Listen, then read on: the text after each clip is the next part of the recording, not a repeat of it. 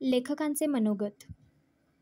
आपल्या समाजाच्या इतिहासातील 3 प्रेरणादायक व्यक्तींविषयीचे हे लेखन आपल्या हाती देताना मला एक प्रकारचे समाधान वाटत आहे.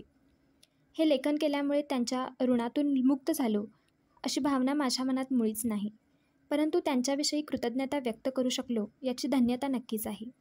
या 3 व्यक्तींपैकी पहिल्या दोघांविषयी बहुतेकांनी खूप काही ऐकलेले, वाचलेले, लिहिलेले असते. मग माझ्या लेखनात नवीन काय असा प्रश्न निर्माण होऊ शकतो. यांची चरित्रे संदर्भासह साधार नोंदवण्याचा प्रयत्न या लेखनात आहे, इतकेच याबाबतीत मी म्हणू शकतो. वीरांगना झलकारीबाईंविषयी महाराष्ट्रात मोठ्या प्रमाणात माहिती नाही, म्हणून येथे ती जाणीवपूर्वक नोंदविली आहे. यापूर्वी मी एकलव्याविषयी मनुस्मृतीच्या समर्थकांची संस्कृती या माझ्या पुस्तकात थोडे बहुत लेखन केले होते. शंभुकाविषयी मात्र विस्ताराने लिहिले होते. किंबहुना माझा पहिला गंभीर लेख शंभुकाविषयीच होता आणि तो सातारा जिल्ह्यातील वाई येथून प्राज्ञ पाठशाळेद्वारा प्रकाशित होणाऱ्या नवभारत या मासिकात ऑगस्ट 1974 मध्ये प्रसिद्ध झाला होता. त्याच लेखाची नव्या स्वरूपात मांडणी करून तो येथे समाविष्ट केला आहे. झलकारीबाईंविषयी मात्र मी यापूर्वी काही लिहिले नव्हते. येथे पहिल्यांदाच लिहिले आहे. या 3 व्यक्तींची चरित्रे ही एकेकट्या 3 व्यक्तींची चरित्रे नसून आपल्या समाजातील वंचित उपेक्षित जनसमूहांची प्रातिनिधिक जीवनदर्शने आहेत असे मला वाटते. पुस्तकाच्या मुखपृष्ठावर एकलव्य आणि झलकारीबाई यांच्या पुतळ्यांची छायाचित्रे देण्यात आली आहेत. शंभुकाच्या बाबतीत मात्र असे काही उपलब्ध होऊ शकले नाही. कोणाकडे या संदर्भात अधिक माहिती असल्यास त्यांनी ती जरूर कळवावी अशी नम्र विनंती आहे. महान व्यक्तींची स्मारके विविध प्रकारे प्रेरणाकेंद्रांच्या स्वरूपात व्हावीत, केवळ पुतळ्यांच्या स्वरूपात नव्हे अशी माझी सततची भूमिका राहिली आहे. तरीही एकलव्य किंवा झलकारीबाई यांच्यासारख्या कर्तबगार व्यक्तींचा अपवादात्मक ठिकाणी एखादा पुतळा आढळतो तेव्हा मन निश्चितच सुखावून जाते. प्रस्तुत पुस्तकातील सत्यशोधक समाजाविषयीची माहिती तत्परतेने पुरवल्याबद्दल वर्धा येथील माझे स्नेही डॉक्टर अशोक चोपडे, लातूर येथील डॉक्टर श्रीराम गुंदेकर आणि जालना येथील प्राचार्य G.A. उगले यांचा आणि अन्य काही स्नेहांचा मी आभारी आहे. झलकारीबाईविषयीचे मोहनदास नैमिषराय यांचे हिंदी पुस्तक तातडीने पाठवून दिल्याबद्दल उत्तर प्रदेशातील प्राचार्य सविता ब्रजवाल गौतम यांचाही मी आभारी आहे. नेहमीप्रमाणे माझे स्नेही विजय लाटकर यांनी हस्तलिखित वाचून सूचना केल्या. परळी वैजनाथ येथील संतोष शिंदे यांनी मुखपृष्ठ तयार केले. या दोघांचाही मी आभारी आहे. वीरांगना झलकारीबाई. रायबरेलीच्या प्रवेशद्वारी झलकारीबाईंचा पुतळा. 2009च्या ऑक्टोबरमध्ये मी काही मित्रांबरोबर बिहार आणि उत्तर प्रदेश या प्रांतात गेलो असताना प्रवासाच्या शेवटच्या टप्प्यावर पुन्हा एकदा कौशांबीला जाण्याचा निर्णय घेतला. आम्ही लखनौहून निघालो तेव्हा सायंकाळचे 5 वाजून गेले होते. त्यामुळे त्या दिवशी कौशांबीला पोहोचणे शक्य नव्हते. वाटेत रायबरेलीला मुक्काम करावा असे ठरवले. रात्री 8-9च्या सुमारास रायबरेलीमध्ये प्रवेश करतानाच एका चौकात झलकारीबाईंचा पुतळा दिसला. चबुतऱ्यावर झलकारीबाई चौक असे नावही दिसले. चबुतऱ्यावर वेगवेगळ्या बाजूंना काही मजकूरही दिसत होता. परंतु उशीर झाला असल्यामुळे आणि रायबरेलीतील एक मित्र पुढे आमची वाट पाहत बराच वेळ उभे राहिले असल्यामुळे आम्ही त्यावेळी तिथे थांबलो नाही. त्या रात्री मुक्काम रायबरेलीतील एका हॉटेलातच होता. रायबरेलीतील प्रवेश केलेल्या क्षणापासूनच माझ्या मनात मात्र झलकारीबाई चौकाला पुन्हा भेट देण्याची इच्छा अखंडपणे तरळत होती. स्वाभाविकच सकाळी कौशांबीकडे जाण्यासाठी रायबरेली सोडण्यापूर्वी आम्ही सर्वजण झलकारीबाई चौकात परत गेलो. तिथे पुतळ्याची छायाचित्रे घेतली. चबुतऱ्यावरील सर्व मजकूर बारकाईने वाचला. मन इतिहासामध्ये असे काही बुडून गेले की जणू काही झलकारीबाईंच्या घोड्यांच्या टापांचा आवाज ऐकू येऊ लागला. त्यांच्या तलवारीचा खणखणाट रोमांचित करू लागला आणि त्यांनी आपल्या पतीची सोबत घेऊन इंग्रजांबरोबर धैर्याने जो लढा दिला तो जणू काही आपल्या समोरच घडत आहे असे मनोमन जाणवू लागले. ज्या व्यक्तींनी झलकारीबाईंविषयी कृतज्ञता व्यक्त करण्यासाठी रायबरेलीच्या प्रवेशद्वारी हा पुतळा उभारला आणि त्यांचे चरित्र चबुतऱ्यावर लिहून ठेवले, त्यांच्यापुढे देखील आमची मस्तके विनम्र झाली. स्वतः झलकारीबाईंविषयी आणि त्यांच्या पतीविषयी तर आपल्या मनातून कृतज्ञता ओसंडून वाहत होती, यात नवल नाही. झलकारीबाईंना काव्यात्मक आदरांजली. चबुतऱ्यावर मैथिली शरण गुप्तांची पुढील कविता आहे. अमर शहीद वीरांगना झलकारीबाई. जाकर रन में ललकारी थी, वह झांसी की झलकारी थी। गोरों को लड़ना सिखा गई, रानी बन जौहर दिखा गई। है इतिहास में जो झलक रही, वह भारत की सन्नारी थी। झलकारी बाई तुम झलको, हर नारी रूप की आभा में। जागरण ज्योति सी दमक उठो, भारत की इस प्रतिभा में। ऐसे पथ पर चलने वाली ललनाओं को कैसा विराम। निज मातृभूमि की रखकारिणी, झलकारी को शत शत प्रणाम। राष्ट्रकवी मैथिली शरण गुप्त. मैथिली शरण गुप्तांनी झलकारीबाईंविषयी काव्य लिहिल्याबद्दल भारतीय समाज त्यांचा सदैव ऋणी राहील. चबुतऱ्यावरील दुसऱ्या बाजूचा मजकूर. वीरांगना झलकारीबाई का संक्षिप्त जीवन परिचय. जन्मस्थान 22 नवंबर सन 1830, ग्राम भोजला, जिला झांसी, उत्तर प्रदेश. माता श्रीमती यमुना देवी, कोरी परिवार. पिता श्री सिद्धू कोरी, संत कबीर के सच्चे अनुयायी, गृह कार्य कपड़े बुनना. पति श्री पूरन कोरी, झांसी के गंगाधर राव की सेना में एक साहसी वीर सिपाही. शपथ, अंग्रेज के अधीन झांसी जब तक आज़ाद नहीं होगी तब तक माथे पर सिंदूर नहीं लगाऊंगी. प्रथम युद्ध 4 जून सन 1857 को शुरू हुआ. 7 जून सन 1857 को झांसी अंग्रेज़ों से मुक्त हो गई. झांसी 9 माह 13 दिन तक स्वतंत्र रही. दूसरा युद्ध 20 मार्च सन 1858 को अंग्रेज़ों द्वारा झांसी को घेर लेना. 23 मार्च सन 1858 को झांसी पर आक्रमण. 10 दिन तक घमासान युद्ध.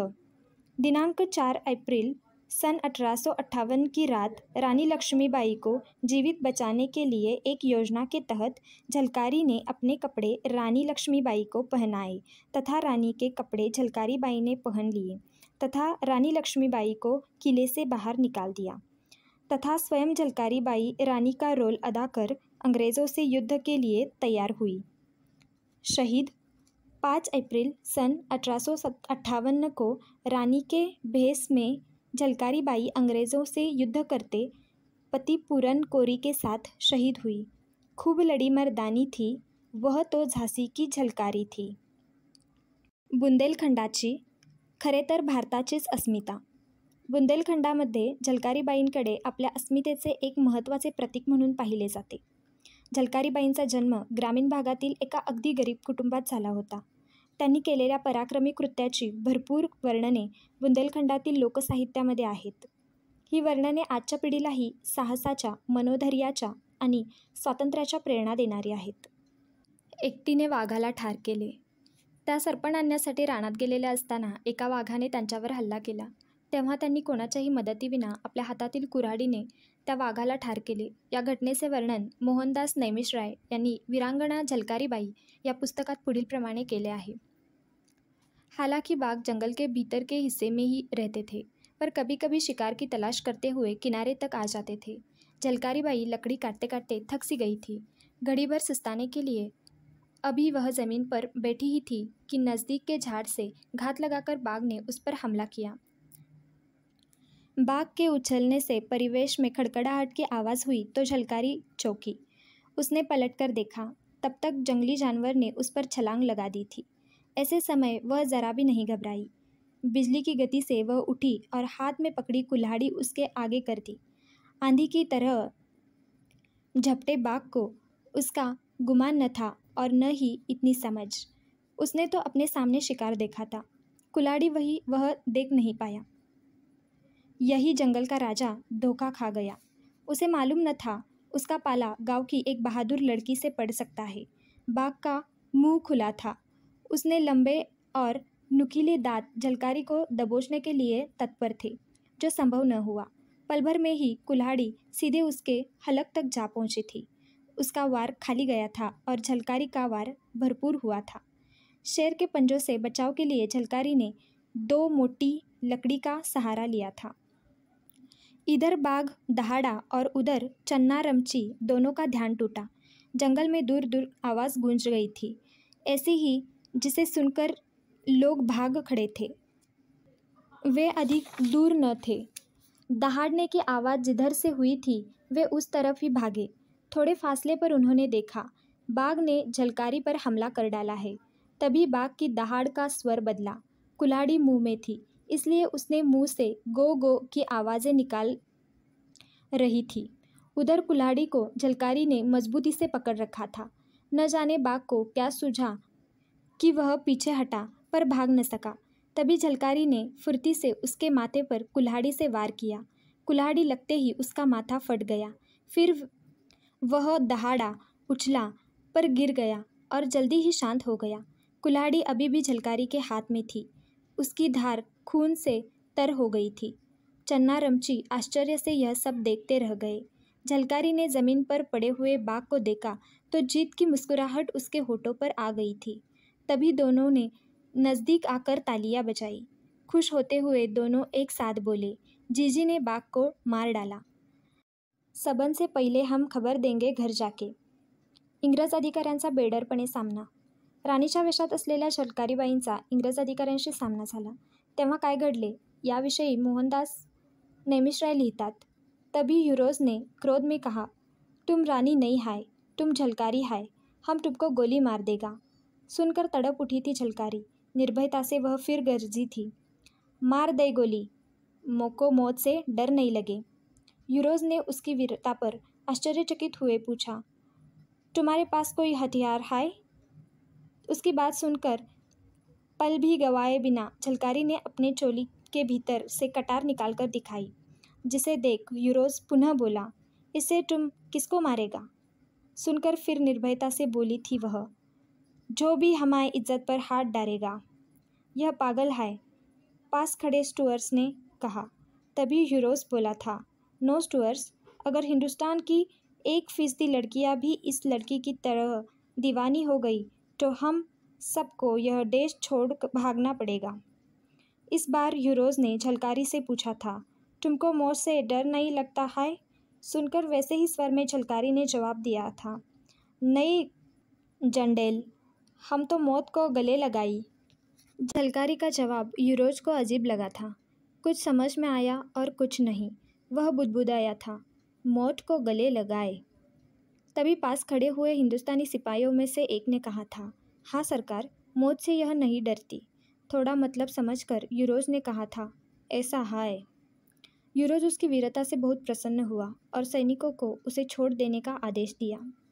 झलकारी वापस बस्ती में आई तो किसी को विश्वास नहीं हुआ कि अंग्रेज़ों के बीच छावनी से वह जिंदा वापस भी लौट सकती है।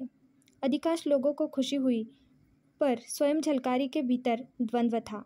उसे जीवित बचकर आने की कोई खुशी न थी।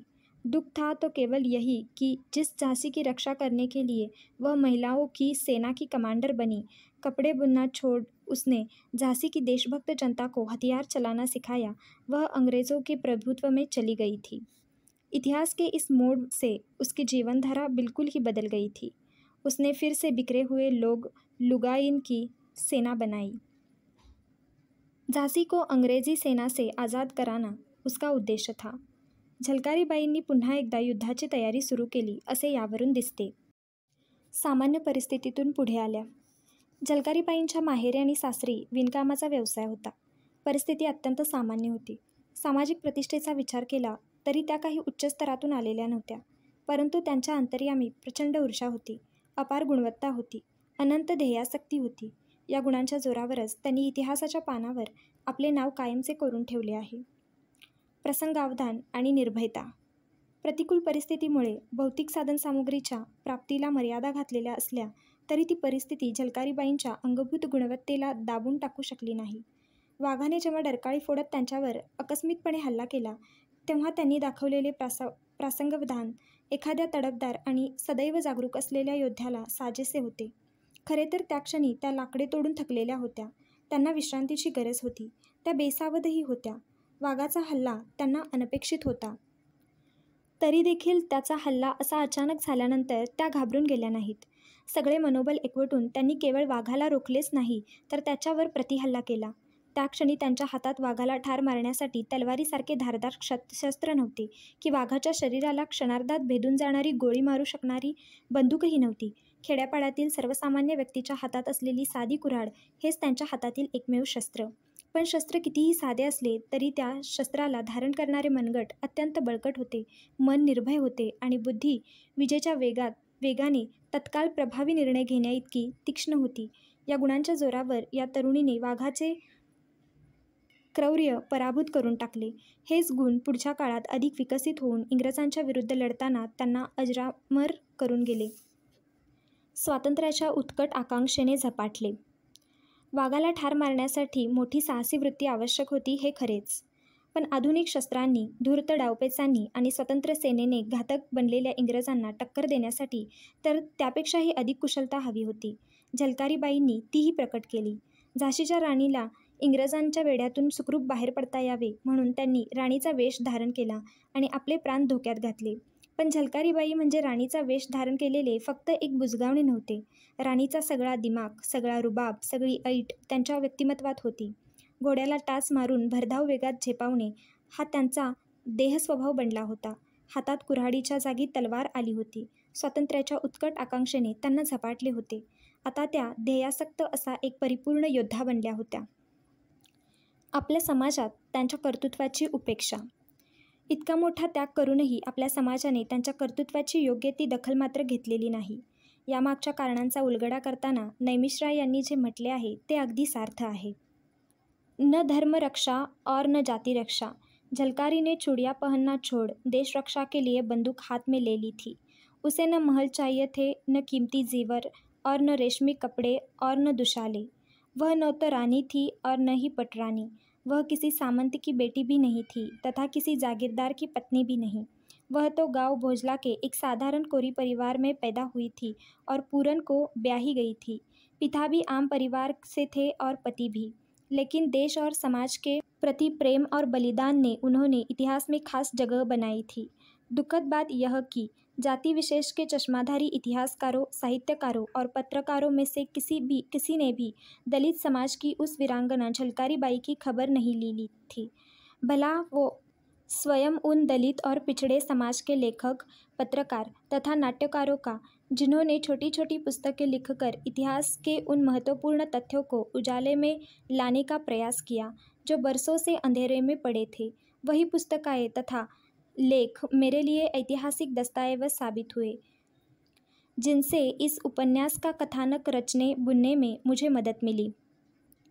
भारत सरकारतर्फे उचित गौरव. झाशीचे रक्षण करण्यासाठी झलकारीबाईंनी दिलेला लढा आजही रोमांचकारी वाटतो हे त्यांच्या उपरोक्त परिचयावरून स्पष्ट होते. भारत सरकारने 2001 साली त्यांच्या स्मरणार्थ टपाल तिकीट जारी केले. हा त्यांचा गौरव यथार्थच आहे. सप्टेंबर 2009च्या सुमारास राजस्थानातील अजमेर येथे त्यांचा पुतळा आणि स्मारक उभारण्याचे काम चालू होते. आता कदाचित ते पूर्ण झाले असेल. महाराष्ट्रीय जनतेनेही झलकारीबाईंच्या पराक्रमाची व त्यागाची योग्य कदर केली पाहिजे आणि आपल्या नव्या पिढ्यांपर्यंत त्यांच्या प्रेरणादायक इतिहासाची माहिती प्रभावी रीतीने पोहोचविली पाहिजे. त्यांच्या स्मरणाने मनही रोमांचित. त्यांचा पुतळा पाहताना, त्यांचे चरित्राचे स्मरण करताना आम्ही सर्व मित्र केवळ शरीरानेच नव्हे तर मनानेही रोमांचित झालो होतो. इंग्रजांशी लढताना त्यांच्या छातीत जी स्पंदने धडधडली असतील त्यांचे प्रतिध्वनी आम्ही आमच्या हृदयात अनुभवत होतो. झलकारीबाईंचा इतिहास जपला पाहिजे, सर्वांना सांगितला पाहिजे या भावनेने आमची मने भारावून गेली होती आणि ते भारावले पण अजूनही ओसरलेले नाही.